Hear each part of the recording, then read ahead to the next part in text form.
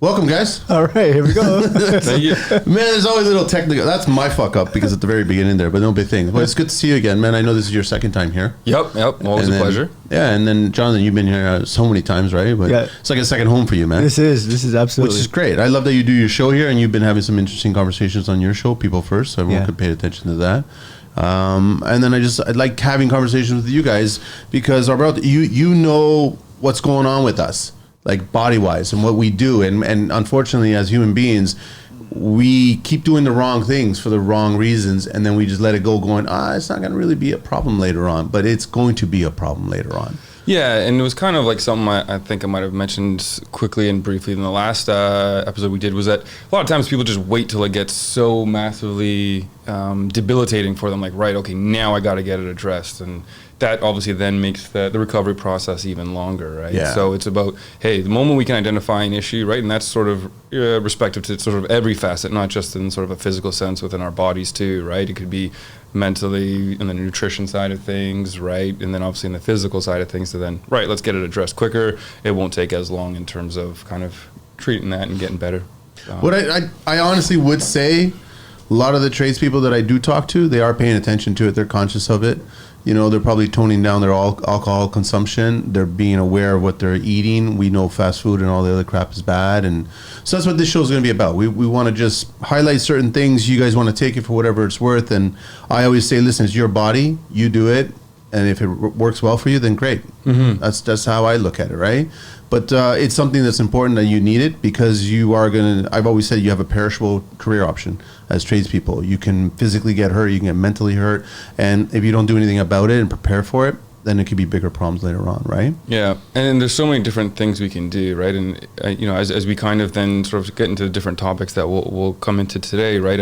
It's always easy to where people always say like, oh, like what could I do? And like, oh, is this supplement good? Or I heard about like this, you know, red light or this or that. Whatever quick gag there is, it's like quick. I'm like, it's not always quick. And like they always ask like, oh, what's like the deep details on this, or what do you know about this? It's like they want the inside scoop, and I'm like, let's just step back a bit, and like, instead of trying to get so granular on these small things, let's just get the lowest hanging fruit, right? Like, it's like, what benefit are you going to get from this one small thing, even if there is some effectiveness to it, right? Maybe, yes, it'd be obviously ideal, but like, listen, are you sleeping well? Are you getting 8 hours or 6 hours or whatever it is, right? Or is your eating habits like pretty good for whatever it is good is for that individual, right? Yeah.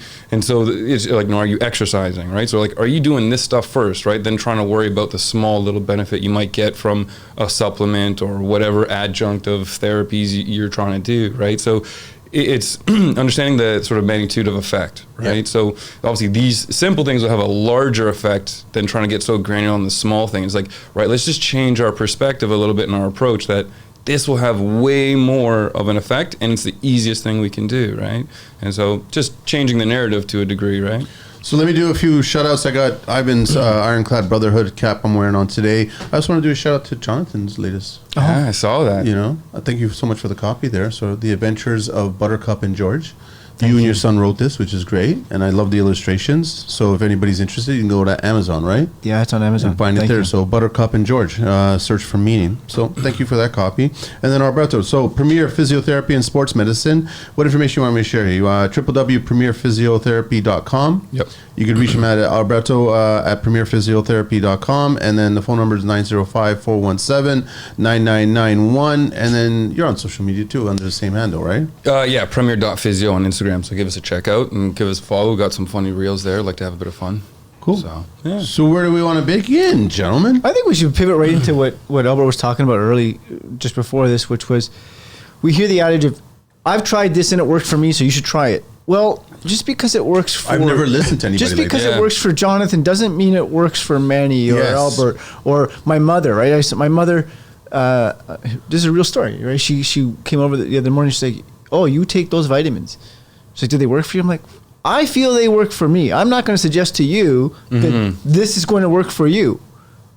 Do the research, attempt it, but don't just attempt it for a week and say it doesn't work. It takes time, folks. So I think you were just touching on that, and it's worth and it's worth digging into. It's like, as we, a lot of people ask me too in clinic is like diet stuff, and it's to kind of pivot in the same sort of scenario from supplement to diet, is that like, oh, like, what do you think of this diet? Or someone said to me in clinic, oh, like a friend of mine did this treatment, like, does it work for this? And it's like, again, I like to speak in metaphors, is just because someone had an issue and they did something for it, that was a treatment option specific to them. Yep. That isn't necessarily applicable to you, right? So we need to understand what are the issues that you might be struggling with, right? And let's put a treatment option in place for those specific things. So kind of coming to a deeper root of understanding, because effectively, if someone changed a tire, but you have a car problem, but yet yours is an engine problem, we're going to change a tire just because someone else did it. It's kind of foolish when we kind of think of it like that, right? So, like, similar consensus, obviously different sort of metaphor just to kind of convey that message, but I want people to understand that the word supplements. Yeah. It's a supplement. Absolutely. So fine. I know that a lot of men, when they get older, they want to increase zinc. They want to start getting into certain increases is because they want to still maintain their testosterone, right? So that's what they want. But then they start taking an over amount of supplements and not realizing that you can you can eat zinc, you can find zinc in other forms of actual foods, and that's what you should be focusing on too. And that's where I was kind of coming to when I was talking about earlier, is like, right, like, are we doing, so I get that question a lot too, right? Like, for different testosterone, different therapies for it. And it's one of those things where, again, like I was mentioning before, like, are we doing all the other things, right? Like, right, like, what's our diet intake, right? Like a protein amount intake, right? What's your sleep, right? Right? So if we don't have all of these under control, that will massively affect your testosterone, amongst other things as well, right? And so if that's not under control, that will affect it, and that will just naturally improve it. So if you, let's say, fix all of that, you'll have obviously an increase in different levels and different markers. All right, now when you then measure it from that point, are you still deficient in some stuff, right? Then we can explore, hey, maybe this, like a supplement like zinc might help you, or, multivitamin of sorts, or whatever it is someone might be struggling with, right? Because if you'll see that if someone's not sleeping well, they're not eating well, there's other sort of factors in their life, and then they take a supplement, they might notice a very, very small or marginal benefit and wonder, like, oh, okay, well, maybe I need to up more. So they up more, and it's not really seeing what they want. They get frustrated. Now they're like sort of uncertain in terms of how to approach or handle whatever it is they're trying to fix. Those small movements, I find they're just the body reacting to something that you haven't been doing constantly. Yeah. Right. So if you start injecting a bunch of supplements, you're obviously going to have a difference in whether your urine or maybe certain strengths, or it might help you working out and exercising. But those are all secondary. They're not primary. Exactly. And I think that if you want to start increasing testosterone, exercise. 100%. You need to get blood going through the muscles, right? Including that main muscle that you want, the reason why you want testosterone, right? Yeah. So that's what I'm saying from that. Yeah, and there's like obviously a natural decline as we age, right? Yeah. So that's where kind of that conversation comes into play. So, but if one of the things for longevity is maintaining muscle mass to its highest paramount, right? So, and that's where exercise comes in, and like we talked about supplements, that it's supplement to something, right? And that's where I was talking about the lowest hanging fruit, is just get all of these simple things under our belt. Like minimize your smoking, if not less than ideal to just be smoking in general. Alcohol consumption, all of that massively plays inhibiting testosterone and other health markers as well, right? So, and that affects your sleep, and it's sort of a cascade, right? People always sort of focus on a supplement, but that's just like one small microcosm in a whole biological processes, right? A lot of times when people talk about the biology of something in terms of a supplement or an adjunct, they'll remove context of a biological process to kind of simplify it for people who might not know. This does this and increases this. Well, there's so many things in between that, and then how is the interplay of that in amongst everything else? And then this is where like a lot of this sort of health and supplement world and all of this stuff, it gets sort of a bit gimmicky, right? People try to kind of sell stuff and realize it not work, but there's so many different, scientific sort of processes in between it, right? So like someone might supplement something but not realize, hey, this supplement works on an enzyme. Your enzyme doesn't increase, right? So you can have much more supply of whatever supplement, but your enzymes can't necessarily uptake all of that. So it's just a wasteful product, right? Unless there's, up to a minimum threshold, right? So a point of no return. So maybe if someone has a certain supplement that they're really low in, they can kind of reach it to a certain point. How do they know which one that is?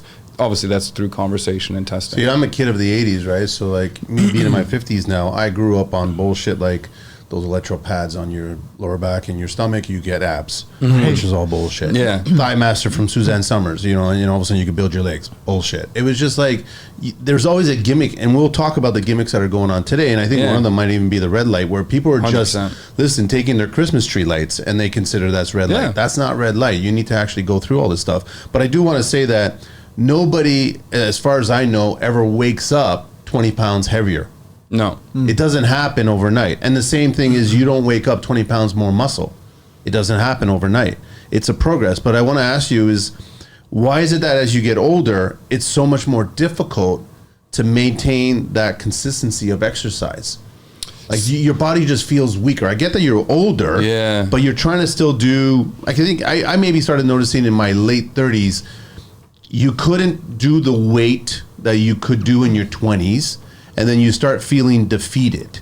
So then you start doing less. And then now you start getting into more of a conditioning point, which I don't think is right. Is that right? Because you can get stronger even with age, right? Yeah, absolutely you can, right? And so there's a couple of things to tackle within that question, right? So we do see, like, there have been studies and MRI samples of, like, someone's like a triathlon or marathon runner, quad, like, muscle mass and bulk size to the equivalent of, like, when they're, like, in their 20s, right? So the misnomer that you can't or get stronger or lift more weight when you get older isn't true, right? Like, you see a lot of people kind of continuously increase their strength as they get older, right? But it all has to be structured and programmed appropriately, right?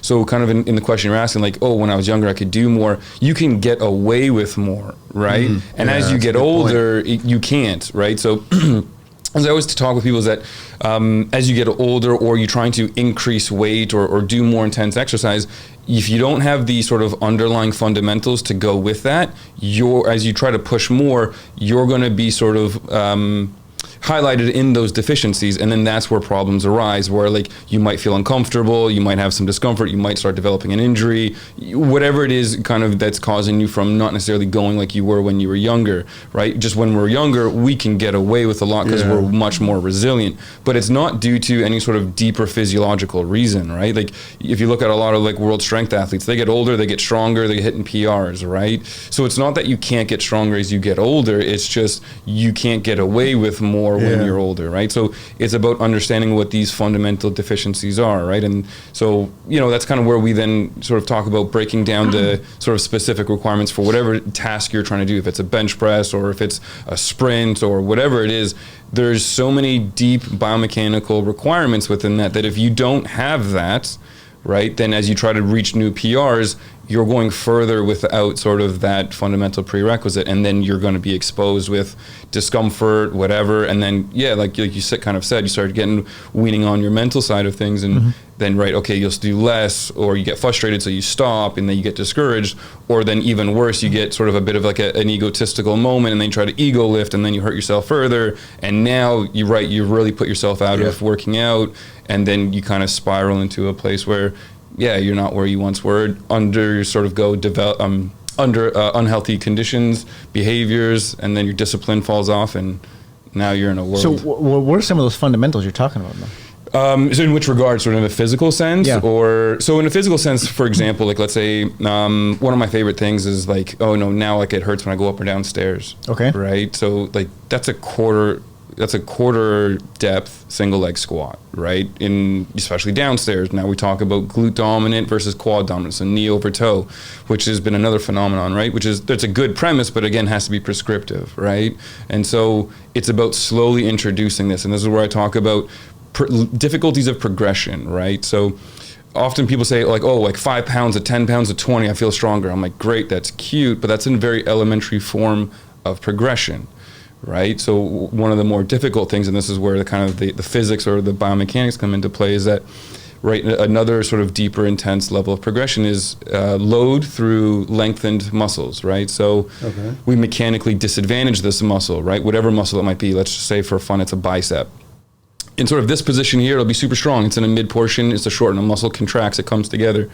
But if we mechanically disadvantage it and lengthen it, right? So you hear a lot about the negative stuff, right? That's kind of like the gym talk. It's an eccentric, so we're loading the tendons. This is where a lot of these soft tissue injuries come, because due to a mechanical insufficiency, right? Okay. So the load is too high for what they're able to do. So the torque will be higher in a lengthened position, so there's more force, right? And so, like, we'll talk about it in Newton meters as a level of force, right? So a lengthened position would be the sort of secondary type of level of progression, right? So in a quad dominant, going downstairs, that's why things tend to hurt people more when they go downstairs. It might not if they kind of overcompensate. And then, like, sort of a very, very high level form of difficulty is rate of contraction, so velocity, right? So usually people will say with quicker based movements, do they have pain? So if I were to talk about, let's just say in a leg, right? And let's say body weight, for example, let's say an average person weighs about 600 Newton meters, right? But then we add force to it, so velocity, right? And if they start sprinting, it could be 5x of their body weight, right? Versus if you just do a squat, it's 500 Newton meters. But now if you start running and then you have to decelerate, and then decelerate, change of direction, then decelerate into a reactionary sense, so we had a cognitive load, right? So these are such deep levels of nuance. We, as a Gen Pop, would not necessarily understand or then relate to the tasks that sort of include this, but then not realize you don't have any of these levels. Introducing Alt Labor Solutions, the game changer for contractors and laborers. Are you a contractor needing skilled labor, or have labor in need of quick shifts? Or how about buying, selling, or renting tools, material, and equipment? Connect easily with contractors and find resources hassle-free through Alt Labor Solutions online platform. Post job listings with project details, browse public resumes, and choose the right person for the job. Explore their job board for new opportunities and connect with top talent. Alt Labor Solutions revolutionizes the labor industry with a user-friendly interface, secure payments, and a supportive team. Visit them at altlaborsolutions.com and start connecting with other contractors today. This message is proudly supported by the Construction Life. And then that's where, like, sort of our job comes into place and slowly reestablish these things to get someone back to what they need to be doing, right? So trying to lift 5 pounds, or let's say, if in a squat sense, if my body weight's 500 Newton meters, or for easy math's sake, let's just say I weigh 100 Newton meters and I add, 10 pounds. Great, that's a little bit of resistance. But now I want to go, well, let's go sprint and then play soccer, for example, or any other sport, tennis. I got to sprint and stop. Well, that'll be on one leg. So now you have that 500 Newton meters on one leg, or sorry, the 100 for this example, and then 5x. So 5 times, so that'll be 500 Newton meters. Yeah. Right. So you can see how these levels of difficulties and these are all these levels of intricacies that sort of we would all just take for granted, but not realize are being involved in whatever ailment someone might be struggling with. And that's the pain. Yes, because So what are you doing? You're actually damaging the muscle? The pain is coming from the damaged muscle? Not necessarily, right? So pain can come from different sources, right? So like, for example, I just had someone in clinic yesterday, shoulder pain, massively severe. And this is where we talk about the discrepancy of someone's scan and someone's issue. No one's scan, or like if you look at an MRI and then you look at a person, the two would never equate or correlate, Okay. right? So that, like, this gentleman has massive severe pain, but there's no tissue damage, right? It's just because there's a mechanical insufficiency, right? So his shoulder, he can't do, in this case, it was a subscapular, so it's a deeper rotator cuff muscle. And he can't tolerate a form of load, which was basically the weight of his own arm against gravity in certain positions, especially more in outstretched positions, because now the load is higher, right? So we're stretching the tendon, we're asking it to work, so the force is higher, there's more torque. So, for example, he's fine in here. As we start stretching him out, the pain and the symptoms come on. And then he says, well, like when I play with my kids or I do anything quick, it hurts. Exactly. Especially out here, because it's a quick movement, right? And so we'll even hear people, it's not that bad. It's just when I go overhead or when I do something quick or when I quickly reach.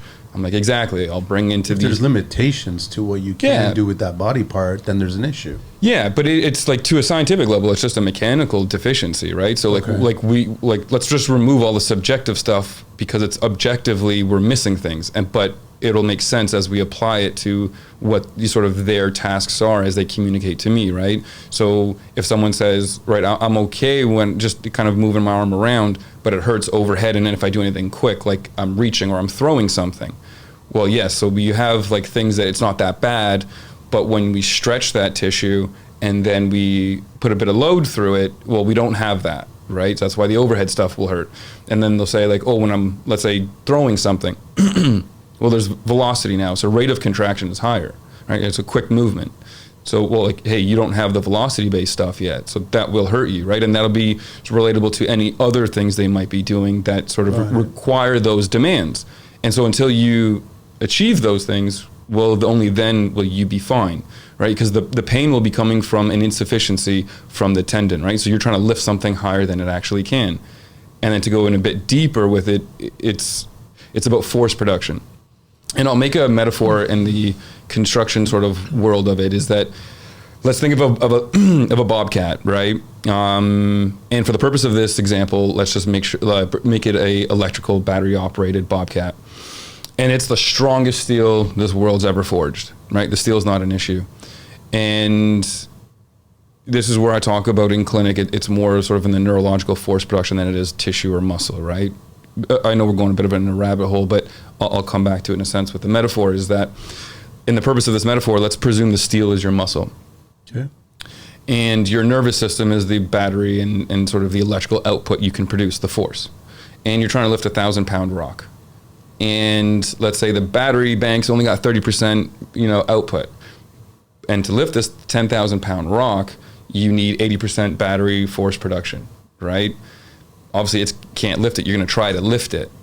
What's the failure point? It's not going to necessarily be, anything but the steel. And the steel will break or crack or whatever. Yeah. Right? That's where all the load will be going to. And so that's kind of in the same premise how you can reflect it into someone's own body, right? Their tendon is kind of taking the load and it's causing pain because they can't lift whatever they want to be doing. Using the 10,000-pound rock, obviously a massive exaggeration to provide an illustration, but that's effectively what's going on, right? But people will take for granted their strength as being more than what it is, and the difficulty of task being sort of easier than what it actually is. And so that sort of discrepancy or sort of disconnect is why people will have pain.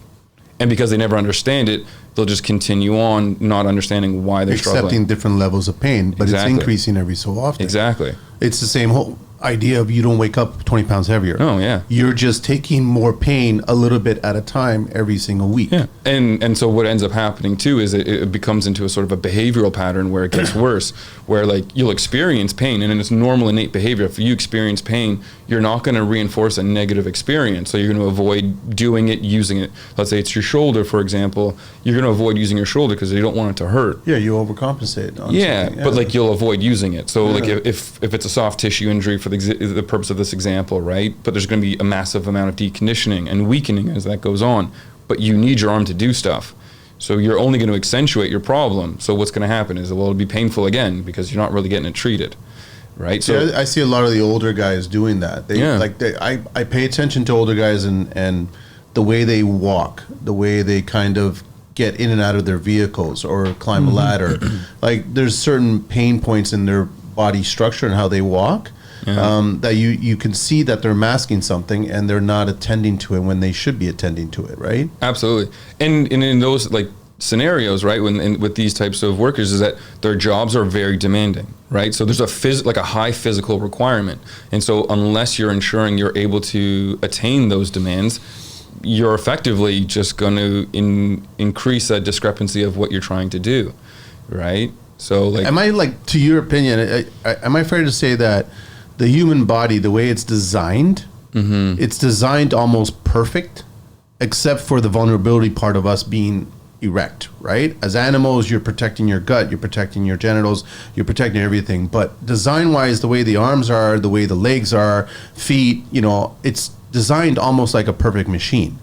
But then we start causing damage to it, which causes all these issues, right? Not necessarily, right? So people always interpret it as like damage as that we get older. It's not, right? So, and this is where we kind of talk about the sort of behavioral components to it, right? Is that we're all effectively born with the ability to squat, but we lose it as we get older. Yeah. Right? So why, right? And so this is where like I'll use osteoarthritis as an example because people interpret that with damage, wear and tear. Like these are just terms that aren't necessarily reflective of what's actually going on, right? And then how it's reflected in the behavioral sense.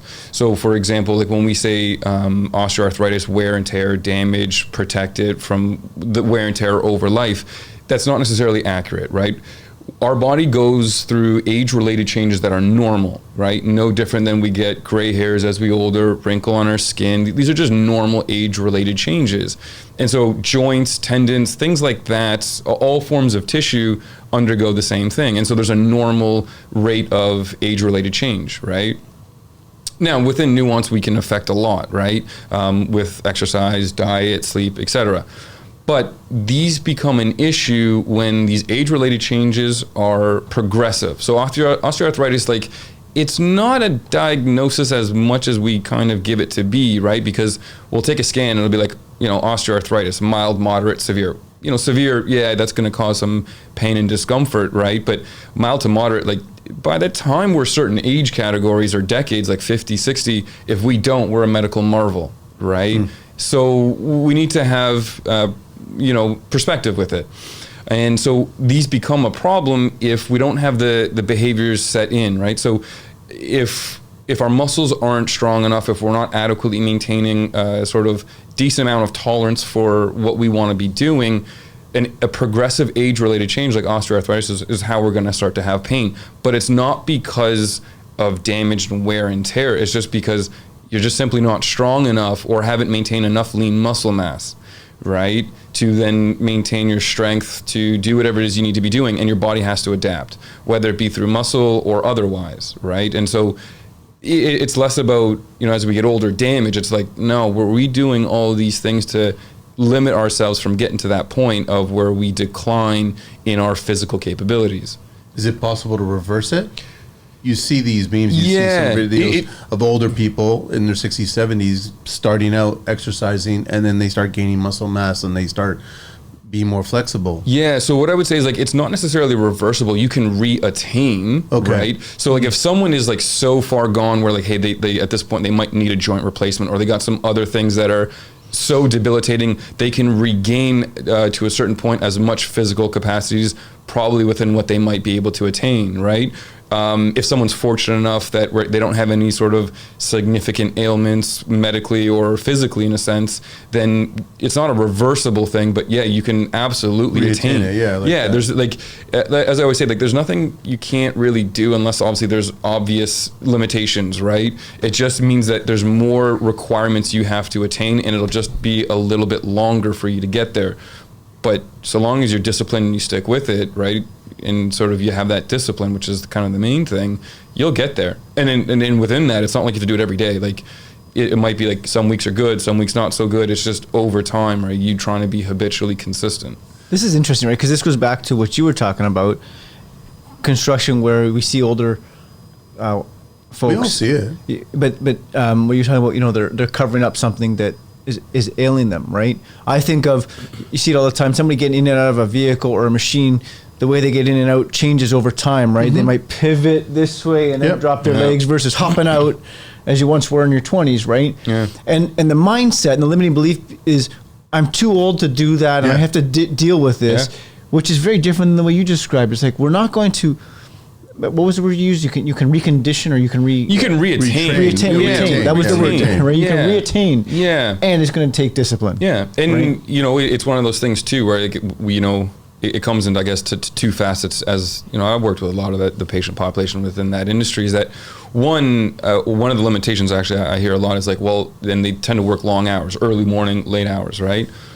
Okay, great. A lot of clinics, we're open late, we're open on weekends, right? Like, you can see us. And it doesn't mean that you have to come in 3 times a week. No, like, whatever you can do, right? Like, it's not... But there's twofold there. You come in when you can come in, but then you're also getting educated, so then you can do things when you're not there. Exactly, right? And so one of the main premise, like, that should exist, and it exists with us, is that when we're working with someone, it's about creating independence, not dependence on you, right? Like get the hell out of the clinic, man. That's the goal. Like, come. I always make the joke, like, listen, whatever it is we're working through, get out of here, sign my wall, and then come back and say hi and have a coffee with me, right? And that holds true, right? But then another point is that, like, at what point do they value reattaining that sort of physical ability, right? So it gets a bit sort of specific to each individual. What do they value? Some people just don't value that. They just, quite frankly, don't care, right? So now we then, we have to do a proper job in educating, right? Here's the value of it. And so if they can't see the value of it, then there's someone they just quite frankly don't care. But the more we can educate, then we can try to educate them on understanding the value for them to value it within themselves. Here's one thing that I'm notoriously guilty for is I always hated stretching. Yeah. But now I'm paying for it, right? Because when I was younger, I used to train and I tried to stretch and I couldn't get all the stretching out of it, and then I wouldn't be able to reach certain points in my back.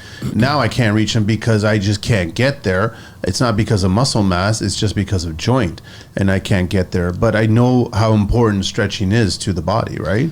So, great question. Stretching, it can have its place of benefit, but again, let's sort of evaluate effects of change, right? So stretching will increase your neurological tolerance to a passive position, i.e. like if I'm trying to stretch a tricep, I'm holding it here at a certain point, right? I no longer feel it. Great. Now that's a passive sense. I'm doing it myself, right? But if you're saying, like you said, I can't reach my arm behind my back, that's not passive, that's active, right? So now we're talking about mobility and joint stuff. It's not that joint stuff, the only way to actually like mobilize a joint is through movement, right? So mobility-based stuff, right, is going to be a much better avenue for someone to kind of attain those benefits, right? Stretching can help, right? But like if I was to say, sort of prioritize a proportionate time to stretching as much as maybe some other stuff, I think we'll probably reevaluate that. It's not that stretching's bad. There's a place for it, but we need to be specific, right? So if we're talking about, range of motion, mobility, if I was to give you an example, right, and I'll just use my arm again, if I'm trying to bring my hand closer to my shoulder and I do this, right? Okay, fantastic. I'm stretching my tricep, and it's passive. Now I let this go and I got to go and up. Well, what am I effectively doing? I'm flexing my bicep. Yeah. It has nothing to do with my tricep. Our body has what's called reciprocal inhibition, meaning we can't co-contract. So the simplistic nature of this is, right, I flex my bicep, my tricep has to relax. Otherwise, I wouldn't move my arm. Yeah. Right. So if I want to come up into this sense, I got to make sure this is pretty strong, right? I got to be able to have full control, right? So my bicep has to be strong in inner range, mid range, and outer range. And I can have more mobility because I would, let's say, want to touch my shoulder or with my hand. Yeah. So does stretching my tricep necessarily be overly applicable to touching my shoulder? Not necessarily. In fact, not at all. Maybe someone who has very, very limited range of motion, might have a history of some elbow dislocation or et cetera. Maybe, stretching might be a good way to sort of introduce them to, but then slowly at the same time also be working on active movement, right? So it's, again, to kind of maybe just understand the sort of imperative nature of what is required to sort of really help someone for a specific issue. Range of motion, joint stuff, you're going to get more from it, moving it, right? And so you might want to start passively. Okay, now we have a bit more tolerance, right? Increase your neurological tolerance to being a bit more bent.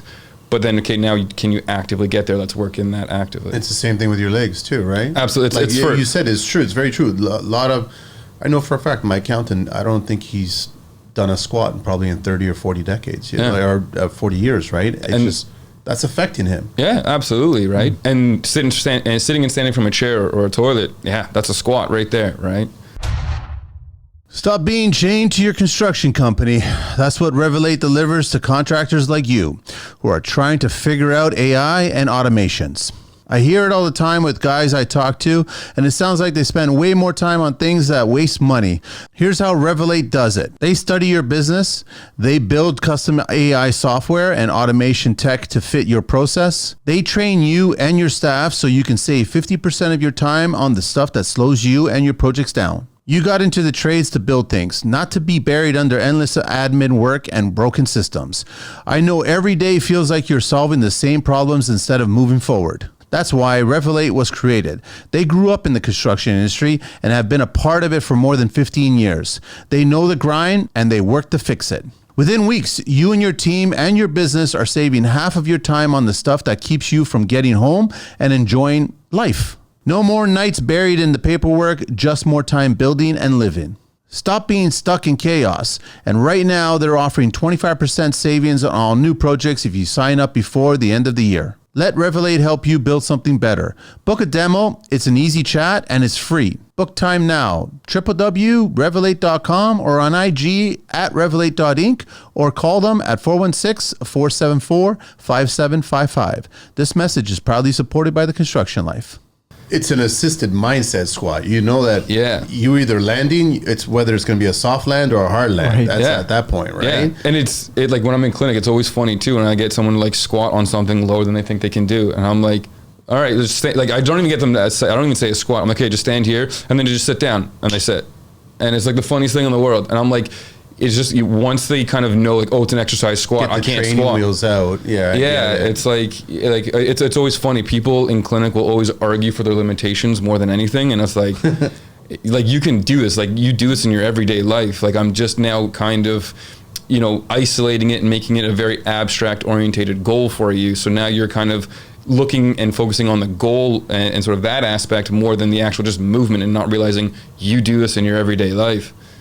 I do mine in the shower in the morning. I go right back down, and I do it with my eyes closed because I want to get balance as well too. Even though I know where the grab bars, the hand shower bar is, like I still do it so then I can go all the way down as low as I possibly can, but I'm not doing it looking for pain. I'm doing it because I want to just wake up at that moment. I think you're just looking to see a physio. Eyes closed in a shower, slippery floor. This guy just wants to see a physio. What I'll keep saying is like, keep doing that, Manny. You know where we're located. There's a drain there. It's totally fine. There's a drain there. I won't drown. Right? Yeah, he wants to exfoliate his feet as he like slips and slides on the drain. I'll go in with that call. What's that thing? I've fallen and I can't get up. The beeper. Yeah. I'll go in with that one, man. Yeah. Hopefully it doesn't get to that point. No, I hope not. But I do that because I strongly believe that your quads are so important to your body, right? And we've seen it as you get older, they get smaller. Like I used to have, like they used to call them like oak trees, right? They were like 24, and I'm like going, this is insane how they're pretty fucking big at that point. And then you could also feel the strength that's coming out of them when you were lifting things up. Like you're using the proper body movement, and then you're not using your torso to lift things up. You're using your legs to lift them up, and then those are the biggest muscles in your body. Absolutely, right. And point taken. It's something that you're absolutely spot on. And so a lot of back-related nature injuries is that people will have this pseudo understanding of hip extension versus low back extension, right? And so it's such a nuanced difference that people don't necessarily know, understand, or even aware of, right? Like a lot of what sort of we'll have to undergo is that like just teaching them stuff, right? And so like you said, are we using our legs and then we're starting to use our back, but people don't know the difference, right? Like to kind of really teach them how to disassociate their pelvis from their low back, right? Have movement through each level of their spine, this segmented mobility, right? And so it's about trying to attain movement, and then while you have movement, then put strength. So we introduce different complexities within that, right? So obviously do this type of movement, learn it, understand it. Okay, how can we add a complexity to it that reflects what they want to do, whether it's in a construction line of work, if it's an everyday sense, right? And then to your point is that if we stop doing that, you're going to lose the abilities that you once had, right? So it's making sure you're consistent with it throughout life, right? That's where then the deconditioning happens. And the effects of deconditioning happen really quickly, like even within 2 days. If you were to see like tissue of like, let's say a tendon of a muscle after 2 days of deconditioning, instead of like a nice dense striation, like you'll quickly see it start to kind of squiggle a little bit, right? So, and that, the more formidable your tissue is, the stronger and more resilient it is. But if there's a deconditioning phase to it, right? Like, well, obviously it's going to be less resilient. And that's when sort of these things can arise. So what does that actually mean? Like if the muscle deconditions, does that mean it's that much more of a mountain to climb back up? So do we want to keep it in a certain state of mind all the time, like a state of condition? You kind of in short, you always want to be conditioning it, right? Introducing any form of stimulus of load, right? Load can be exercise, it could be a sport, it could be a hobby, whatever it is for that individual, right? And but in knowing too, in periods and moments of life that things come up that, right, you can't be necessarily doing it. So, right, just kind of be continuous. But yeah, you always want to be in a constant state of load. So there is no forms of deconditioning. Hang on. Can we stick on the quad muscle for a second? Absolutely. Because I think you know, that was a good, walking is not considered load. So, like, walking is load. Everything is load, to be honest with you. Okay. Everything you do in a 24-hour period is load, right? Now, you know, the requirements or intensities of load will be higher, right? Just walking in itself, it's an activity. For some, it might be an exercise. But for some that it is exercise, they have had such deconditioning that for them is exercise, right? And let's just go with a patient population of people who don't have any sort of underlying medical incidences or morbidities that might sort of induce that outside of their own control, right? So if someone, let's just say, is now currently finding walking as exercise, there's a significant state of deconditioning, right? Walking is great activity. Absolutely do it. Increase it as much as possible. That's absolutely paramount for health benefits, right? But if we're talking about exercise, like exercise is something that needs to elicit something a bit more than in terms of intensity, right? So for some it might be walking, right? But that's because their deconditioning is so progressive that is now considered exercise to them. But for the gen pop, for the masses, that's activity. I'm asking because we live in a society right now where, you know, steps. I got 10,000, 20,000 steps. It's a very common narrative. How many steps did you... And, you know, that I wanted to bring that into the equation. Which is great. Like, kind of like, sort of like what I was saying, like it's great activity. It has great health benefits, right? You're increasing your activity. Like that's your caloric expenditure. Great. By all means, fantastic. But now if we talk about intensity of load, very, very minimal, right? Like there's... you know, we're not... Your body's going to get used to it eventually. Well, it will, right? Yeah. Like, let's say maybe if you got deconditioned to a point that right now walking was sort of a pinnacle for you, great. Now, like you've sort of stopped, right? But the intensities and maybe that's the only maximum amount of intensity someone really wants to get to, fantastic. But, you know, like I always say this, like at the end of the day, a bag of potatoes at a grocery store is 10 pounds. You got to lift 10 pounds, right? If you're bringing in groceries from the house and you're trying to bring 2 bags each hand, like no shot, you're not telling me that's like not 10 pounds each side or something like that, right? So clearly, like our life will demand some form of intensity of load that we need to make sure that we can sustain and maintain. Otherwise, you're just, quite frankly, deconditioning, right? Got it. So... yeah, ideally you would want something a bit more intense. It doesn't have to be a formal structured exercise. Like it could be, that's where I think another conversation too that comes into play is that if someone likes playing a sport, it could be tennis, squash, badminton, it could be dance. It could be whatever form of exercise for any one person. It doesn't have to be structured workouts in a gym lifting weights. Right. So no, but it can be a single leg squat. It can be a squat in a shower. It can be something that's maybe not a shower, but it's something that's actually. Listen, I haven't fallen, and if I have, I'll get back up. Fair enough. Fair play. But I want to get into we're human beings, and I honestly am seeing. I want to get into drugs. Yeah. Right. So it's just I personally am seeing. I don't know the cause and effect of it just yet, but I'm seeing it through photographs. I think there's an Ozempic fucking pandemic going on. I think there's just an abuse of it going on. And I think people are just like, this is the best thing ever. I'm losing weight and I'm feeling better mentally maybe. But I don't know if you want to touch upon about that. But it's also I want to talk about a lot of people rely on supplements that are borderline drugs, right? Yeah. And then they're using those to help them physically get better. But are they really doing that? So it's twofold, right? It always comes down to the context of an individual, right? So it's not a short answer of yes and no. Yeah. So we have to understand that. So there's a place for it where its implications lies that if someone's really struggling in sort of a mental side of things to really get going and sort of undertake maybe some of the lifestyle behaviors that really are going to help them and are the more long-term resolutions for them that are healthy behaviors, that it just might be a hard start. They might have some other comorbidities or underlying medical conditions that might really struggle for them to kind of get going. Okay. It's a good Kickstarter, right? Like it's an instant gratification. It's something that they can do where it's sort of passive in nature, right? It's sort of a quick sort of undergoing kickstart. It can help them get motivated and then lead them into sort of a healthy behavioral sort of place.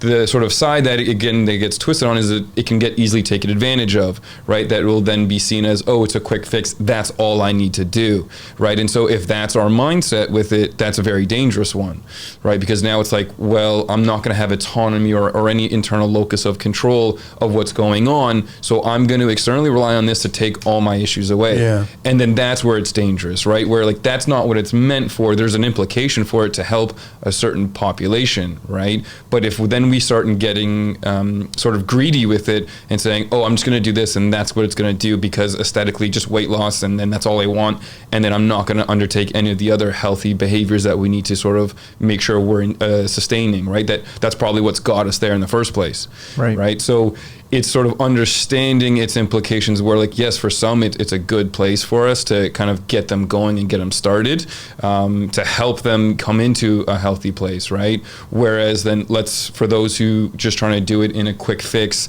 and sort of we're just in a quick fix society. Oh, 100%. Everybody's this way, right? Yeah, 100%. They want to meet their ideal physique. Yeah. By a certain point, right, which is unrealistic for most people. And I make a common joke is that patients are called patients because it requires patience. Like, it's true. Yeah, right. And so, but anything, and then again, that conversation of education has to happen, right? Are we formally in giving people the full informed scenario of stuff, right? Hey, this is what this looks like in a healthy sense. This is what we can expect, right? If someone's undergoing that, okay, right, this will be a bit more rapid at the start. We'll probably do it for X amount of time, and then we're going to kind of wean away from it to undergo the healthy things that, right, this is where we're going to now have you, right? Right, and I don't know if that education occurs. It becomes a dependency. It's like, okay, well, when we're talking about, the drug side of things, it's just a dependency where it's, the way you're unpacking it is, this kickstarts it, and great to start.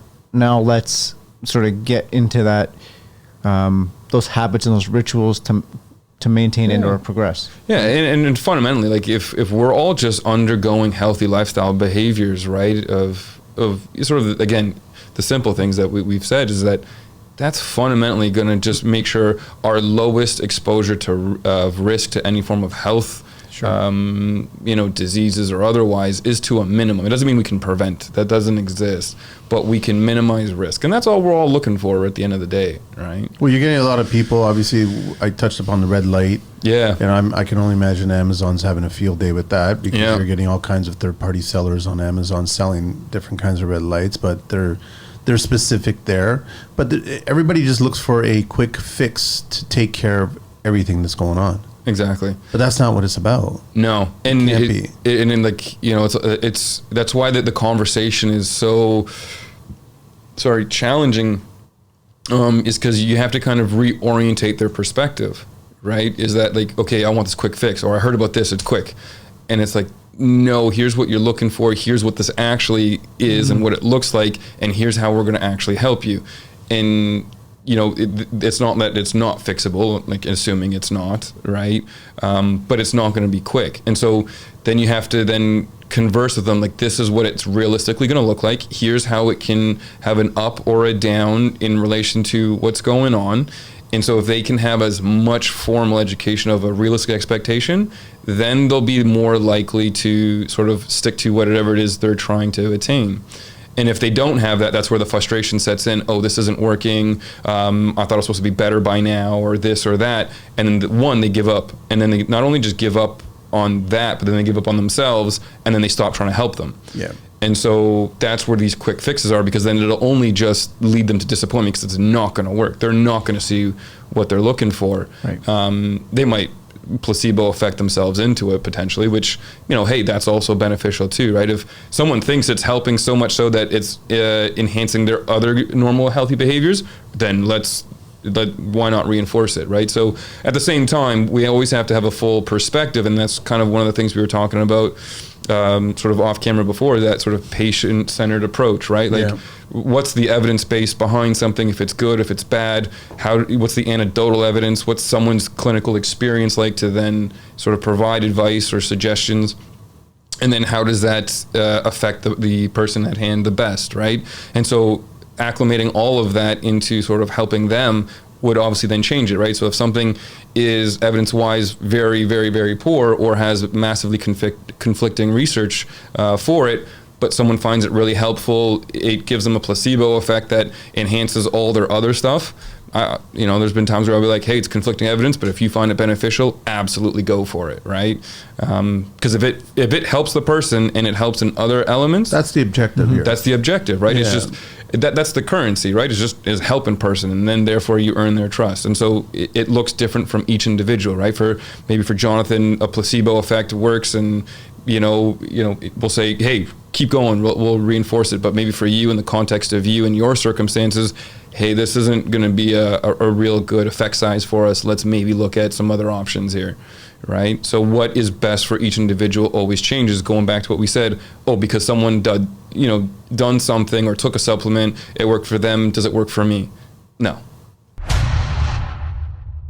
When it comes to spray foam and blown-in insulation for your next project, there's no better team than Mohammed and his crew at Foamit. With well-educated, skilled installers, Foamit doesn't just get the job done, they do it right. They take the time to properly estimate and educate you on every aspect of your project, ensuring your building envelope is airtight and energy efficient. As leaders in the industry, they bring a deep understanding of building science to every job, making sure your project stands the test of time. But don't just take their word for it. Past clients constantly praise the quality of work and professionalism of the Foamit team. From homeowners to large-scale contractors, feedback has been overwhelmingly positive, with clients appreciating their attention to detail, the thoroughness of their crew, and the results that speak for themselves. At Foamit, they pride themselves on building lasting relationships through exceptional service, reliability, and the commitment to exceeding expectations on every single project. Whether you're insulating a new build, upgrading an older property, or tackling a commercial project, Foamit is your trusted partner in achieving energy efficiency and comfort. They understand the importance of getting it right the first time, and that's why so many clients return to them for future projects. Connect with Foamit today. Reach them at 416-893-8712 or 647-961-9777. Email them at mohammed@foamit.ca or visit them at www.foamit.ca. Follow them on Facebook, Twitter, Instagram, and LinkedIn to see their latest projects and innovations. This message is proudly supported by the Construction Life. Right. Let's talk about food. Yeah. Mm-hmm. I know that what I've learned as you get older, portions are important. We can't eat what we used to eat when we were younger. I mean, we could scarf down as much as we wanted to, whether it was carbs or protein or whatever. But you're seeing a lot of people, mostly men, I would say, high protein. They're doing keto. They're doing all that, fasting for 16 hours, not eating in the mornings, all that stuff. Are all these things good, bad, or should we be considering them? So, great question. The one beautiful thing about diet, regardless of the evidence for it, the one thing that we always see when we look at the evidence is what is sustainable for the individual, right? And in actuality, when we account for a lot of stuff, there is technically, unless it's for a patient population with certain parameters of medical underlying things, with certain conditions, maybe some diet might be more beneficial for them. But when we look at people and population as a whole, the most important thing is what can they sustain over time, right? And every diet, to a large part, has a different mechanism in which induces a caloric deficit, right? And so that's kind of where it kind of comes from in terms of a healthy sort of manner, right? Managing your calories. So for the intermittent fasting, it's less restrictive to a degree other than just when you can eat, but you don't necessarily restrict foods. And so by nature, you'll just tendency to restrict your caloric intake. With vegans, you're going to eat more, you'll eat a high volume of very minimal calorically dense foods. And so your net will be obviously a caloric deficit, right? With keto, the sort of intention there is to minimize simple carbohydrates, which tend to be high in calories, right? So you minimize your caloric density foods, and thus you'll induce a caloric deficit, right? Yeah. At different sort of parameters, right? Mm-hmm. And so if we then sort of understand that and we look at, right, what works best for the individual. If someone has a busy schedule, let's say in the mornings, they find it very difficult to eat breakfast, fantastic. Hey, and there's other parameters in which they might feel it's very easy to sustain an intermittent fasting diet. That might be best for them, right? If someone feels like, hey, I like meats, I struggle with appetite because, if I try certain restrictive foods and certain restricted diets, I'm not always satiated, so I feel hungry, so I find it very difficult. Yeah, maybe something where it's like high protein, more fiber, more vegetables, that, they'll find that very, very accommodating to them, yep. Right? So, and that's kind of a massive appealing sort of nature within those types of diets. So that's why you're starting to see this high protein. It's very nutrient dense as well. So it's beneficial on so many reasons, right? Other people might have personal choices or ethical choices to go with more of like a vegan option, or maybe religious reasons for vegetarians, yep. Right? So there's so many different parameters. It goes back to the individuals, right? Yeah, and you got to cause and effect, see what it does to your body. Exactly. Right? And honestly, like I think I know there was a meta-analysis on mortality, which was pretty neat. And when looking at studies of beyond 10 years, sort of maintaining the diet, the Mediterranean diet showed to be quite effective, more mm-hmm. than the other ones, which, it's almost a no-brainer, right? It's a effective moderation diet. You're introducing all different elements. You're not overly restricting yourself, so that age-old sort of rhetoric, moderation, everything's okay to a large part. Yeah. Not to say that Mediterranean is a moderation diet, but it's not really restrictive. It's about you get your proteins, you get your omegas, you get your vegetables. It's just you want a very diverse diet, right? So, yeah. And then I guess in the case of an injury, eating. What's the best way to? Because obviously, it depends on the severity of the injury, right? Mm-hmm. Most people don't want to eat at all. Yeah, great question. They want to rely on supplements, I guess, to kind of get back. Well, it's yes. So I think there's two points to that question, right? Like pre-injury and then post-injury, right? So that recovery phase. So I'll probably maybe just start with the pre-injury. Yeah. So when someone, like, let's say, is awaiting, let's say, an ACL surgery, right? It's just a very common surgery. They're out of sport for a while. They're not active. So, we're not going to be inducing muscle mass, right? Protein synthesis is going to be at a loss because it's only induced through protein ingestion or workouts, right? So now we have a significant loss, right? Yes, we're prehabbing stuff, but, we're obviously limited by intensity because of the state that they're in. And so it's very, very imperative to try to minimize our muscle mass loss, right? So one of the most paramount things is that, and it's very hard to eat maybe as much as you were when someone's training, right? So it's very important that when we have our athletes in is your protein ingestion sort of being maintained, right? Because mm-hmm. we don't want you to lose muscle mass as you head into surgery and then we're working through our rehab, right? Mm-hmm. So it's very, very, very imperative that we obviously monitor that, right? So, and which is hard too, right? For a lot of people, depending what their goals are and what their weight is, to get a certain amount of grams of protein, you hear different ratios, right? Whether it be like 0.8, 0.125, 1.5 of grams per kilo. Yeah.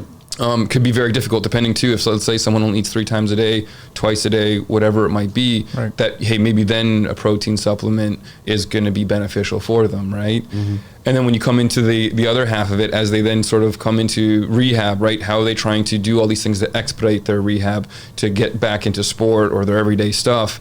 Yeah, then there's different supplements that we'll want to then sort of maintain or sort of monitor. Protein is still another one. Creatine is a massive one in different parameters, of course. But yeah, beyond that, supplements, you just kind of want to make sure you're getting everything you need to be, obviously predominantly through your diet first. And then if there's anything lacking, with our nutritionists in clinic, we'll do different blood marker tests, biological marker tests to obviously evaluate that and then supplement accordingly, right? But for the most part, protein will be your lowest hanging fruit. So just continue eating protein and just, it'll help you rehabilitate. Basically. Yeah, especially on like that athletic side. If I talk about that one, even the Gen Pop, right? Like within any injury or pre-surgery or surgery, you're going to want to attain and reattain your muscle mass as best as possible, right? Because if we're, let's say, pre-injury or pre-surgery, we're just absolutely losing muscle mass.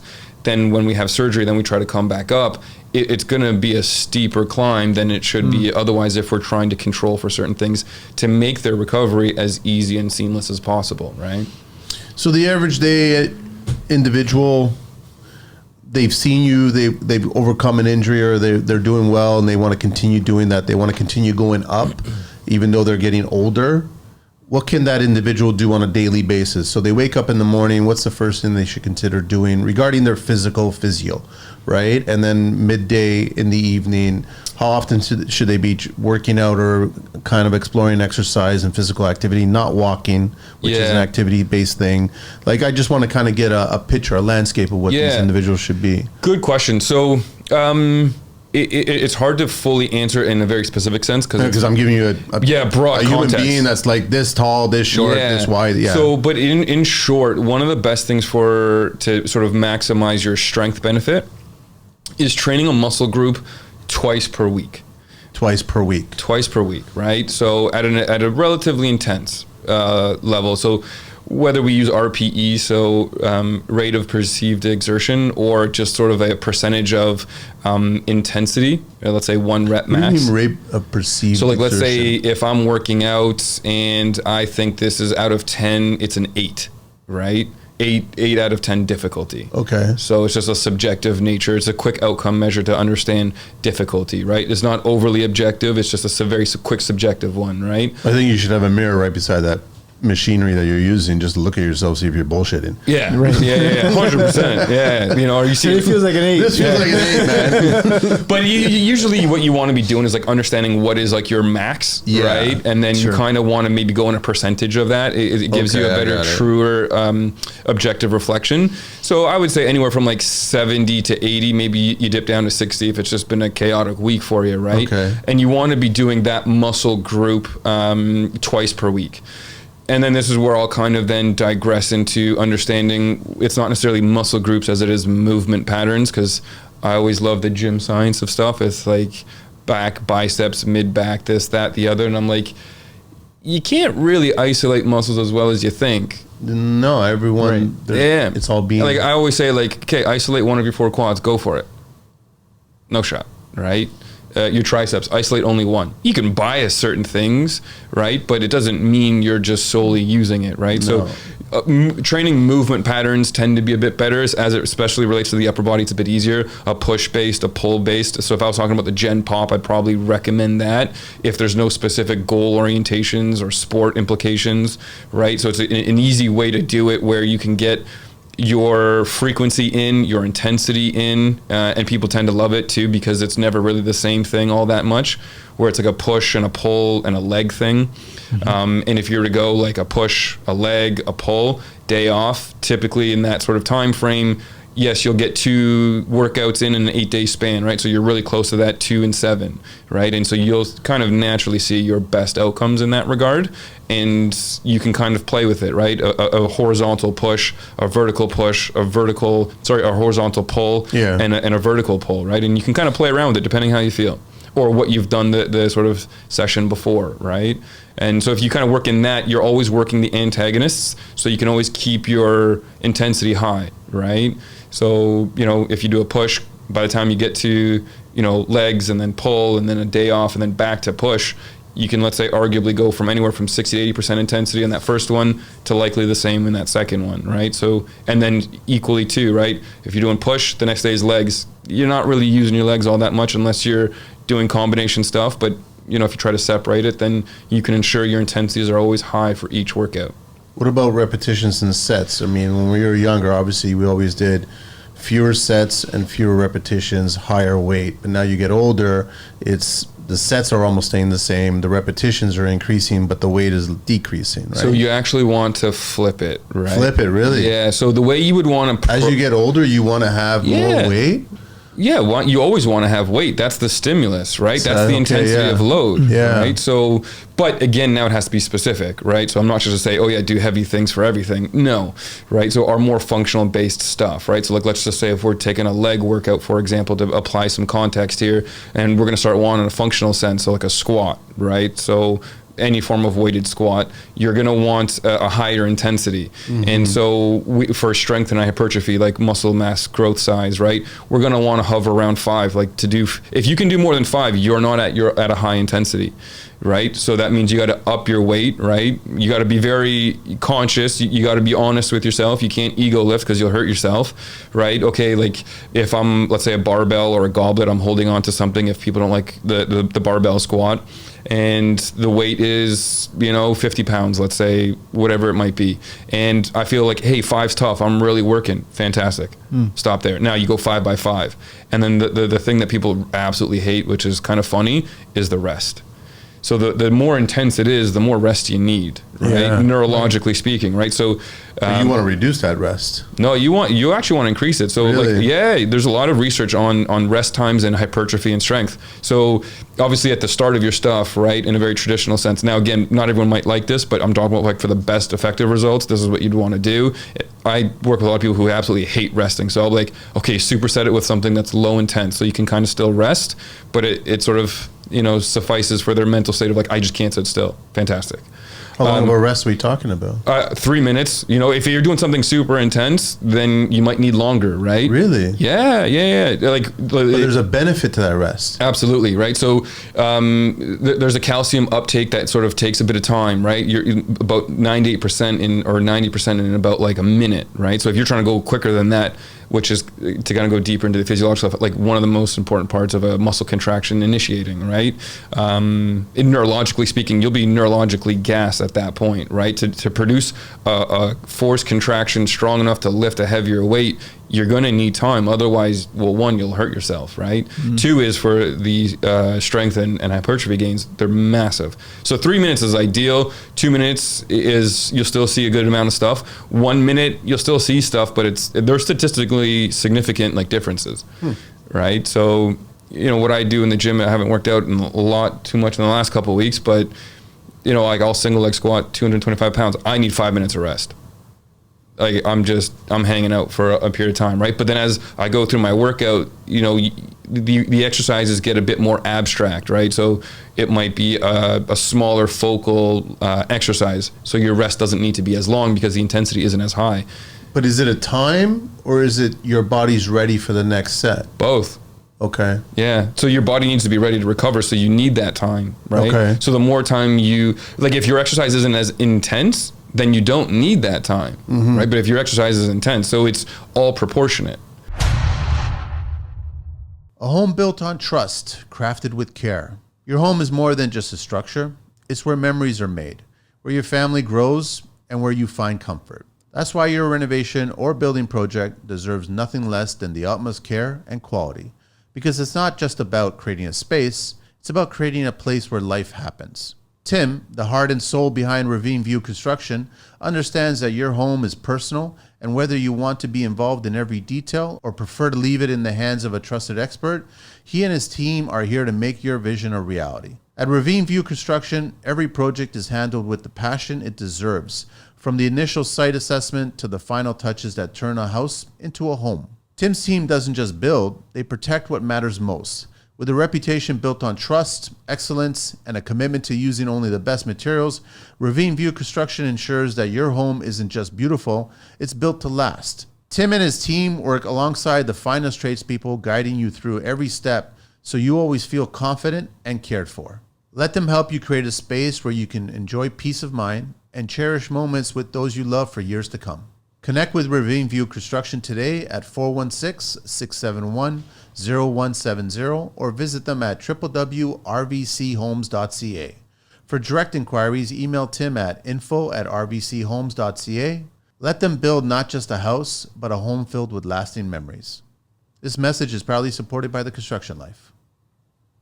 right? And so, like, I'm not saying you have to go super intense, right, to the highest degree, like I said. But the objective here is to push you to grow muscle, to create strength. Exactly. To increase, like, you know, to increase your capacity, right? Now, people will have different desired levels of how they want to do that, right? Some people really go for it, and they're kind of at that sort of upper level of really trying to go for it, maximum benefit, enhancement, etc. Some people, they're just sort of more comfortable, easygoing, kind of going through the motions a bit. That's fine too, right? We have to understand there's a scale here to it. So for some, that's why I said 60 to 80%. Sometimes you'll push 90, but as you're programming your stuff, right, you're going to kind of want to vary your intensities too, right? Particularly through your workout, right? So you're going to scale the intensity down because you're going to have less energy. Right. So, you know, let's say you walk into the gym, you're feeling really good. You're basically coming in with 100% gas in the gas tank, right? You're going to do, you know, that the stuff at the front end of your workout are going to be intense. So you go like 90% of that. So 90 out of 100, you're going to be obviously fatigued, right? In a simplistic sense. Now you might go 80 out of 90, right? Then you go 70 of 80. But within relation to that, you're almost going like to the max, right? But you do have to scale down. So this is where within workouts, the structuring and the programming is very meticulous that people don't necessarily know or think of too much. And it's why things can go sideways. Maybe they don't see the results as quickly. They might head into an injury. And so this is where, like, we want to make sure our programming is pretty tight. So two things show up as you talk about this, right? Because we live in a quick fix society where we want to maximize our time and efficiencies. And again, I'm going to come to the word supplementation with two words, pre-workout and creatine. And when you talk about heavy duty load, reducing time in between, some folks will say, well, if I take pre-workout, I don't have to wait 3 minutes to recover. I can recover faster. Impacts, effects, what are your thoughts on pre-workout and creatine as supplementation too? So I'll start with a pre-workout. So pre-workout, it's a perceived level of energy, right? Okay. So like they feel like, oh, I got energy, I'm wired, I can go, right? They can hit a PR, a personal record or a personal best, right? Like I think I've done it once or twice just to try it. I was curious. You know, it doesn't mean that you have more strength. You quite effectively feel like you have more energy. You're just kind of wired. So it's a perceived level of energy. So it doesn't mean that like you don't need the rest. You'll still need the rest. You'll just feel like you can keep going, which can be good if you're like, you know what, maybe you're in a sport setting or a competition setting for working out, but to do it habitually and as a sort of requirement for it, it will give you a false sense of strength or whatnot, right? So maybe let's say neurologically you're tired, maybe you shouldn't be pushing.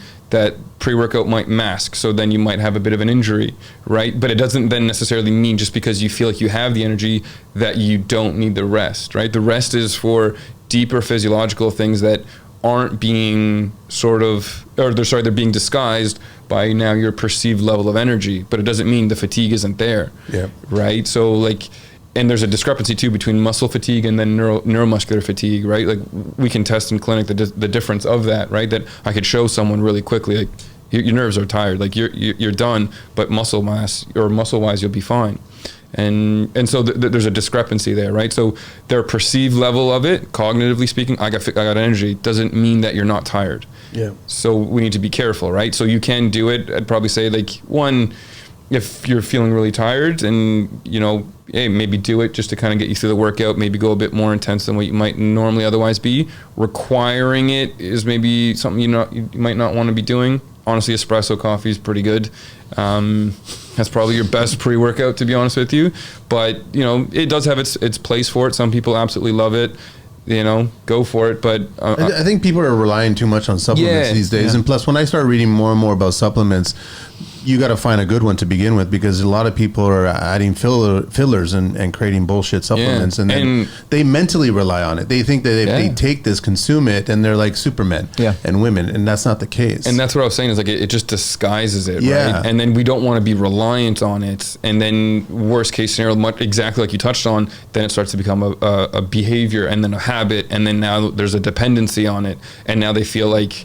And people get into this a lot, you know, athletes, these younger athletic populations, which then sticks to them that they just get really quick into these anecdotal behaviors that, oh, I found this works, and then they just hang on to it. It's like the tightest belief they've ever had, and then they just stick with that throughout their entire life. And then it quickly comes from a habit to a behavior to just a necessity, right? And then on the flip side, if they don't take it, they use that as an excuse why they're not feeling on their game at that moment. Which is all, I think it's all bullshit. Exactly. That's why I said, like, time and place, have this realistic, perspective, right? Like, hey, it can be dosed in a sense where it could be beneficial, but understand it's not a dependency that's required, right? Go on. This, we talk about pre-workout. This struck a nerve because when, have nephews that are in their 20s, but even coaching U18 athletes, the dependencies, these athletes were dry scooping pre-workout, right? Literally scooping it before getting like, boys, you understand what you're doing, man? Like, I said, I'm not here to tell you what to do or what not to do, but that's got like 800 milligrams or more, or somewhere 1,000 milligrams of caffeine. Yeah. To your point, if I'm competing at, this is a championship game and this is going to amplify me, cool. When it becomes a dependency, it starts to set off for me. It was like, listen, folks, let's have a conversation about this, because this is concerning. In addition to this, you're also having a Red Bull and these guys are drinking coffee. I'm like, holy shit, man, your nervous system is on overdrive. You're 18 years old today. You continue this for 5 years and 10 years. Like, you're just literally going to kill yourself.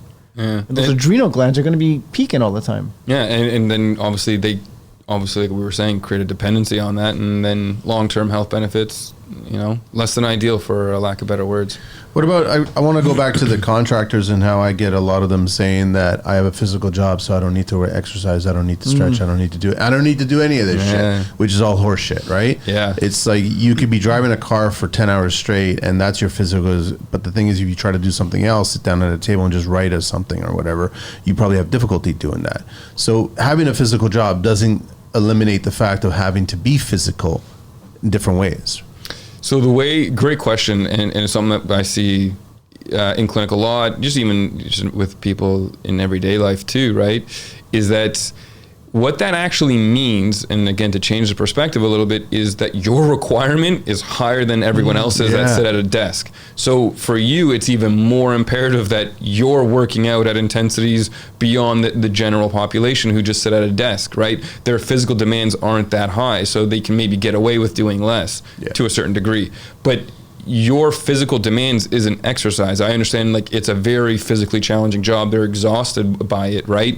But your exhaustion will become more enhanced if you're not making sure you're strong enough to be doing what your job requires you to do. So to give it in a metaphorical sense, if someone has an office job and they don't do too much, right, their requirements of math is just grade 8. And if someone does a construction job and it's very, very physically demanding, they got to lift heavy stuff, great, your mathematical demands is at a PhD level. So if you're not making sure you've done the necessary grades and education of math and different levels for it, and then you're making sure you're practicing at that level, you're going to hurt yourself, right? So it just means that you're operating at a higher level than everyone else. But just because you're in a PhD level of math doesn't mean you stop doing math, right? No, I agree. It just then means it's more imperative that you make sure you're honing your math skills really sharply, because the demands in which you have to operate under are much more challenging than everyone else's, right? So it becomes then understanding, just because you're doing that doesn't mean you're doing, workouts, right? You're doing a very task-specific, heavy-induced movement, X amount of times potentially, right? But then it's only a one specific task movement. It doesn't mean it's a global thing, right? It doesn't mean you're working at different parts of your body, right? If you're lifting one thing in a very specific movement pattern, you're very good at that one very specific movement pattern, but everything else is horrid.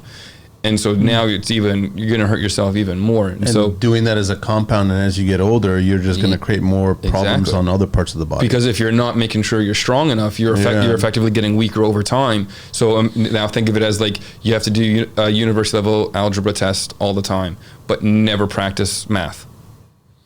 I'd love for you to just, as we get close to wrapping up, I'd love for you to just kind of give me a yes or no and one reason behind it, if this is a good or bad thing, right? Because I'm seeing an increase in energy drinks in construction workers? Reliant on energy drinks. Are energy drinks good or bad? So not great, right? Like typically they're going to have high amounts of caffeine. For reference, espresso has typically around 80 milligrams. Some of these can have north of 130, 140. Some can have 200, right? Levels of sugar, if they don't go sugar free, there's just a whole bunch of other additives in them too. So not ideal, right? And again, for some, it's just like, well, they'll say, oh, it's my coffee version. Yeah, but how many are you consuming, right? Day. It's not a one in time in the morning. It's like a constant. There's empty cans everywhere. Yeah, exactly, right? And so, and it'll affect their sleep too. When are they taking their last sort of energy drink too, right? To understand that caffeine that will be in your system for a significant amount of time, right? So, and then that amount too, like that's really, really intense. And then not to mention too is that when you are ingesting caffeine, you also want to make sure that you're waiting a bit of time too, right?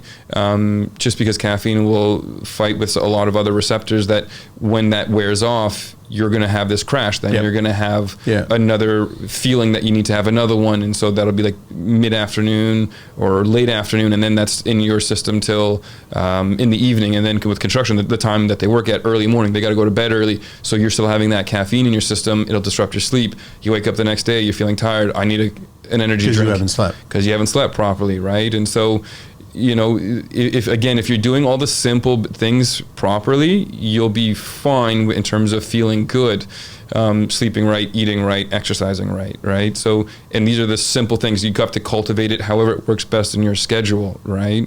And then if you're having that in check and you're being relatively disciplined with that, you won't have the necessity to have these energy drinks that aren't good for you, right?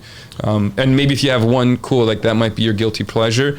There's worse things that you can be trying to do for, as a guilty pleasure, right? So one a day, if that's fine, less than ideal, but, it's not going to massively impact you too much. But if you start compounding that and then extending it later in the day, you're going to have... Then we go back to the dependency part of it. Exactly. Which is not a good idea. Sleep-wise, man or woman, I guess, how many hours of sleep should we be looking at? So... You ideally, again, and it's so interdependent too, but you would want to strive for 8 in an ideal world. 8 ideal sleeping hours. Yeah. Not you on the phone right before the bed, turning it over and then go to sleep and then wake up in the morning, go to the phone. Yeah. That's not 8 ideal hours. Yeah. There's a couple of habits that sort of gets confined as like sleep hygiene, right? So blue light, being on your phone, any high forms of stimulus right before bed, or even, to be honest with you, like 2 hours before bed, caffeine consumption before bed, exercise right before bed, not ideal as well. So, kind of these different things too. But then understanding as well that there's so many things that can affect sleep too, right? So like anger, anxiety, stress, things like that, right? That will massively impact your quality of sleep, your sleep onset. So, is it good to have a kiwi or a couple of kiwis before you go to sleep? Yeah, that's kind of like floated around with the serotonin. I've read some of kiwi. That. Yeah, it helps you sleep. Listen, it can, in theory, just with the sort of levels of serotonin that it has, but it doesn't necessarily mean you will sleep, right? It's not a cause and effect. So, it's not like you can be undisciplined in some of your sleep hygiene and take a kiwi, you fall asleep. It's not a... cover up. Doesn't work that way. Yeah, no, it really doesn't. Yeah. Much like everything, to be honest, right? So, but you kind of want to avoid those things, right? 8 hours is great. Like people, you can still do 6, still not ideal. One of the most paramount things I think with sleep that they don't really understand is how that affects their immune system, right? So, yeah, a lot of it too is like a lot of your killer T cells and things like that they drop significantly with minimal amounts of sleep, right? So it's very, very paramount to get sleep. Obviously, again, it's going to be so different because in a spectrum scale, right? People have different requirements, demand schedules, impeding circumstances, right? But in an ideal world, 8 hours, 7's great, still good, but not great. 6, hey, we're flirting with some stuff, but if you can try to get 7, that'll be better for you. You'll still be able to function. When you're younger, you can definitely get away with it. I think we all did and realized that. But as we get older, we realize we can't, right? Yeah, right. And it'll highly affect how we feel the next day. Consider expert plumbing and drains. When it comes to plumbing, you need someone who's not just skilled, but truly cares about the job they do. Someone like Aaron Bolin and his team at Expert Plumbing and Drains. Aaron has been in the trade for years, and he's built his reputation on one thing: commitment.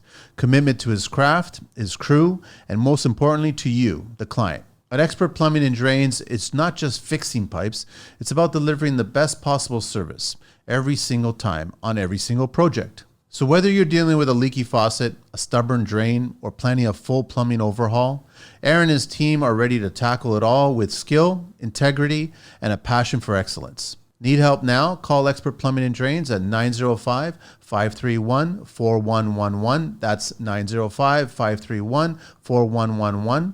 Or visit them at www.expertplumbinganddrains.com and on social media at Expert Plumbing and Drains Canada. Experience the difference of working with a team that's dedicated to getting the job done right. Because at Expert Plumbing and Drains, your satisfaction is their top priority. You can also email Aaron directly at aaron@expertplumbinganddrains.com. Expert Plumbing and Drains, where expertise meets care. This message is proudly supported by the Construction Life. Carbs or no carbs? You got a lot of guys going, I don't want to touch carbs at all. No bread, no pasta, no nothing, right? Great question. Again, it comes down to the simplicity of, like, carbs tend to be high in calories, right? So if we minimize their caloric intake of high calorie foods, it's going to be easy for them to kind of get their weight under control, right? But again, too, like, I'll even change that perspective too, is that we always fixate, and this is one thing I tell people, there's a relationship between diet and exercise. Yeah. If I were to tell you there's two parts to this, and if we focus solely 100% on 50% of the solution, would that seem foolish? It's 100% foolish. Yeah. So if we have to induce a caloric deficit in a two-way relationship of, can I expend 500 calories through exercise or activity or however we can do it, and then also to the flip coin is then ingest less 500, so net 1,000 calories less, right? If I just solely try to get that caloric drop or deficit from just diet alone in 1,000 calories, that's pretty difficult, pretty restrictive. I'm not going to be able to sustain that for very long, right? So we have to understand it's twofold, and to dedicate, because it's easier, it's less impeding in our day-to-day just to focus and change our eating behaviors. I get that. But to focus 100% of 50% of that sort of is wrong. Yeah, exactly, right? It won't give you the results that you're looking for. Yeah, and how people change in terms of their results from doing all these things is different too, right? It's not like people say, well, it's not just one thing. Absolutely, right? There's different other factors too that it's never the same thing for everyone, right? So, but doing those things, you'll eventually see what you want to see. You'll experience what you want to experience, but it might not be the same sort of speed in which that occurs for everyone.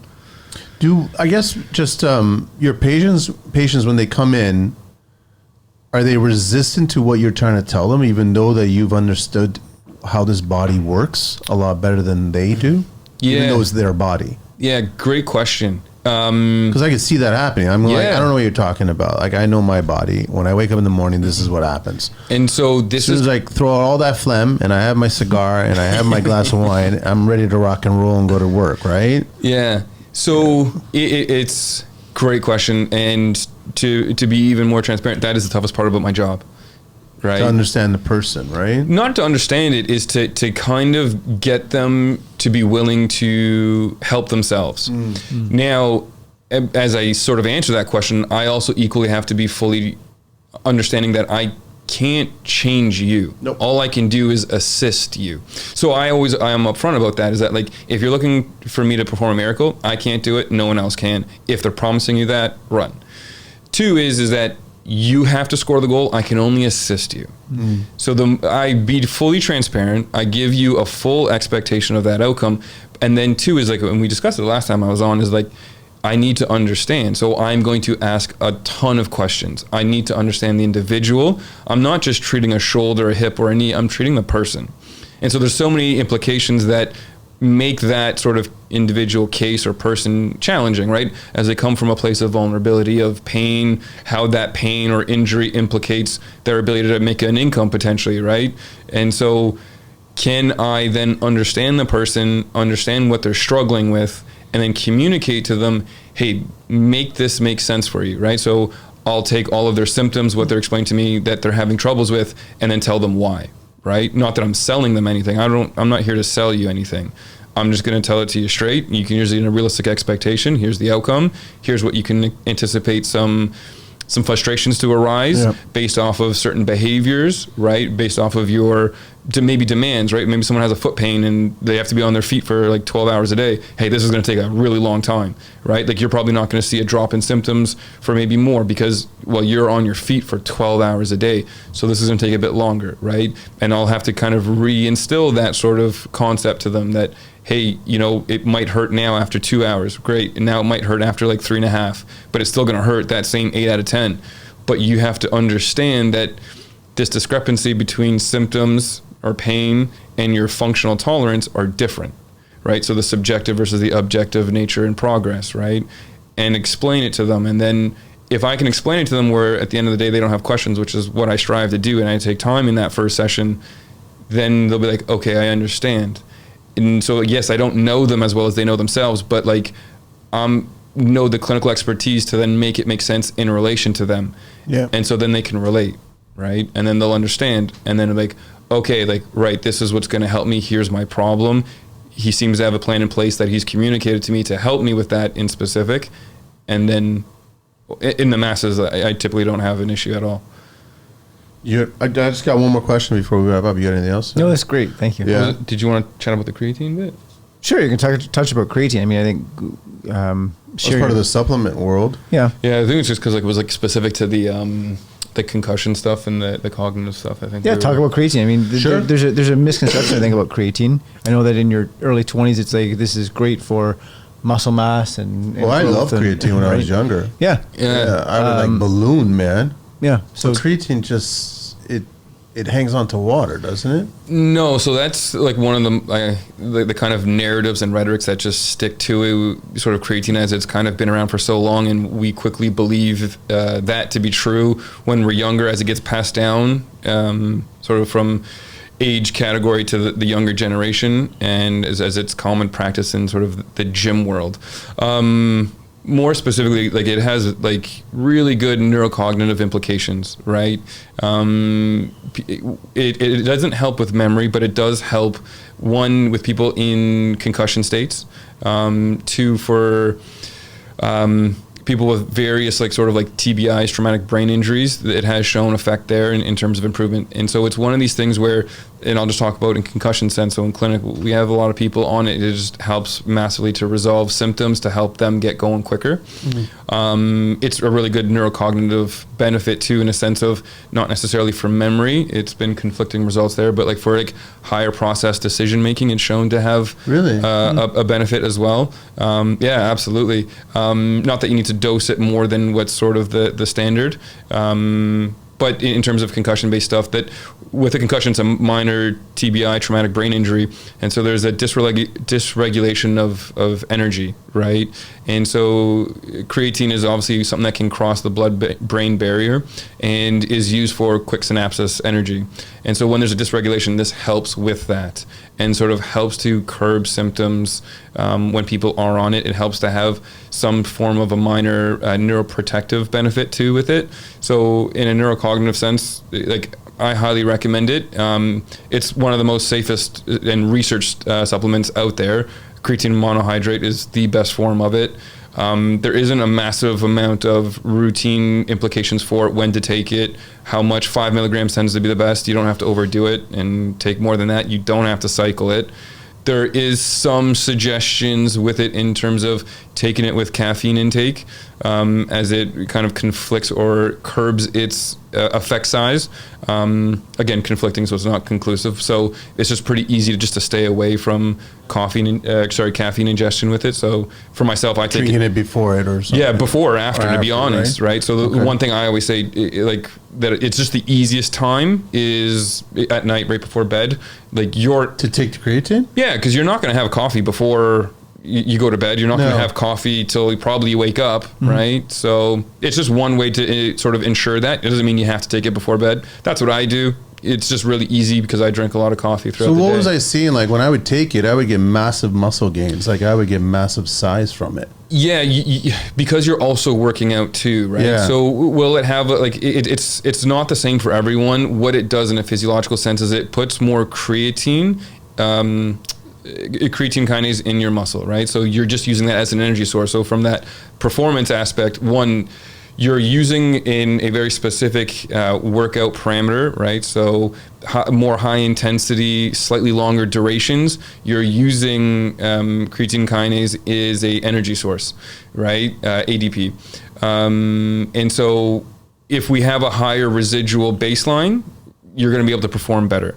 And so you naturally will, as that kind of uptakes in your muscle a bit more, yes, you can see a larger muscle mass size, right? But it's also in conjunction with everything else you're doing, right? It's not just, hey, Gen Pop, just taking it on a sort of micro dose or average dose or continuous dose that you're going to see the same result and just balloon out. No, that's not necessarily the case. I'm going to try the night before the sleeping. I'm going to try that. Yeah, so like that's what I do. And I find it super helpful within the intensity of my workout. So when you work out, right, you're going to use it as an energy source. It's going to kind of, deplete within the muscle in terms of your reserves. If you're starting from a higher baseline, you'll have a much bigger tolerance. The recovery from workout to workout, as it takes time to recover, full recovery, it's about 72 hours depending. On average, you'll see majority of it sort of regained within 48 hours.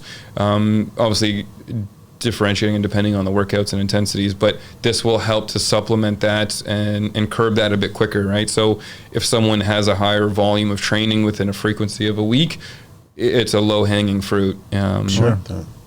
Last thing I want to ask you is there basically a bridge between your mental and how you are doing mentally affecting your physical and how you are doing physically and affecting your mental?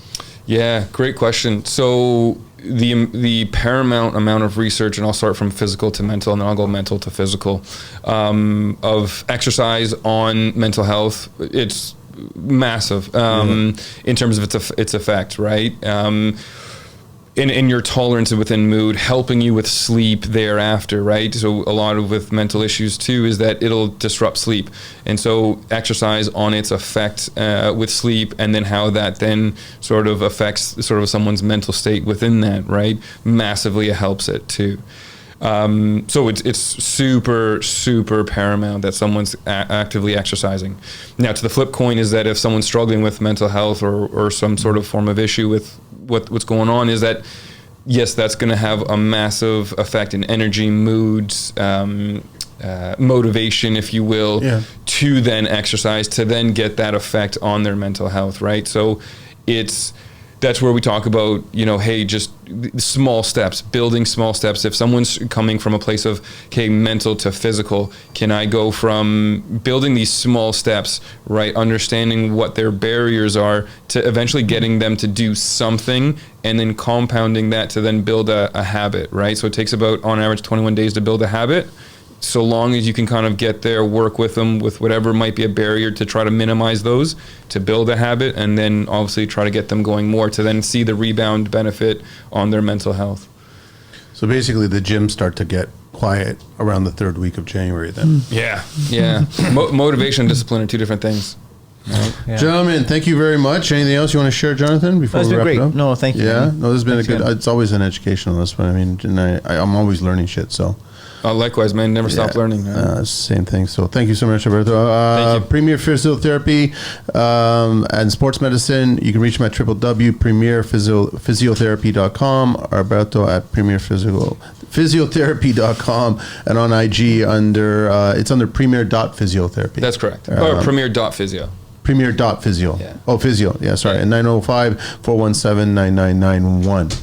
And then people first. What's the details again, Jonathan? JC at Jonathan Cinelli. Telephone's 416-717-4139. Peoplefirstleadership.ca. You'll connect with me. That's it. Thanks, guys. man. Perfect. Appreciate it. Thank you. We're out of here.